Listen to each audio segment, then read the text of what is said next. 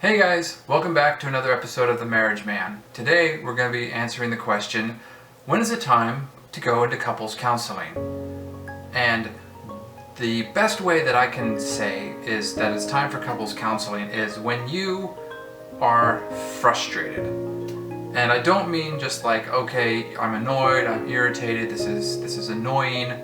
It's frustrated. And what I mean by that is frustration is anger that a goal is not being achieved. There's kind of this classic example of like, imagine if there's a jar of pickles and you really want a pickle, and no matter how hard you try to get that lid off, no matter what you're using, maybe you grab this tool off of Amazon and it still won't open, and you try, maybe you hand it to somebody else and they try and nothing works, and you just kind of slump down, defeated and worn out and exhausted from trying so hard.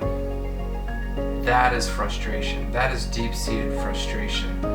That is the time to start going to counseling. Because how healthy relationships work is that you are able to influence your partner.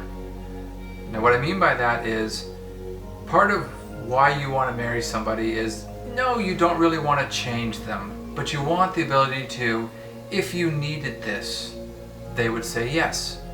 If you have this idea, they could agree to it or they could understand it. It's this idea of, look, you don't have to agree with everything, but can you at least see my side?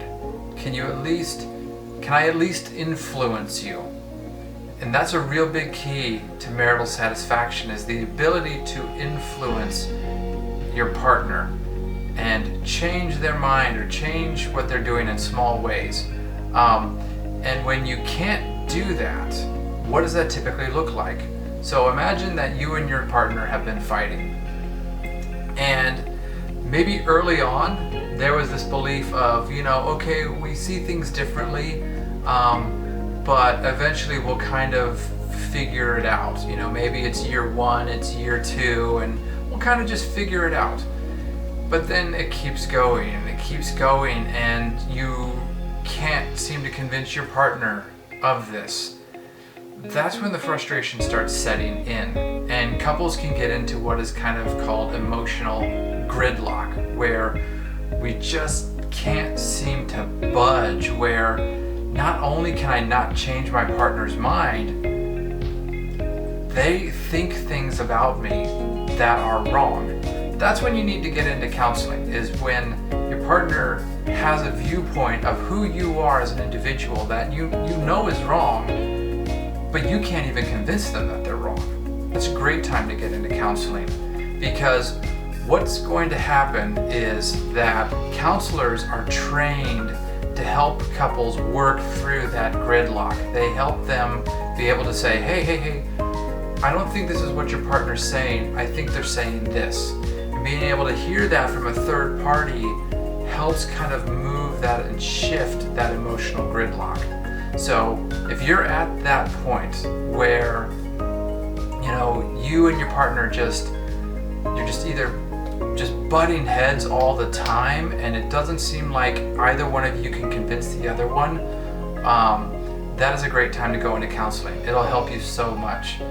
Or if you and your partner you're silent and you're hurting, and it just feels like, I'm not even going to bother to engage, because what's the point? That's a great time to get in counseling, and I would definitely recommend it earlier rather than later. It's this idea of, an ounce of prevention is worth a pound of cure.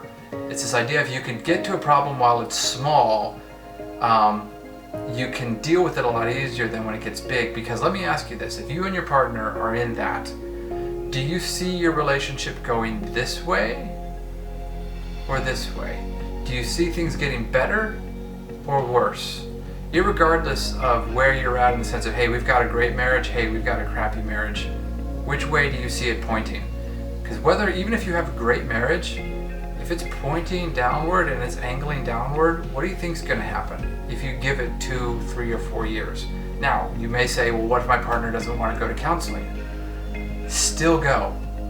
Still work on improving yourself, work on improving communication. It will be of some benefit. It's not as good, I will be honest, it's not as good, but it is of some benefit. And maybe you can buy the relationship enough time for your partner to come around.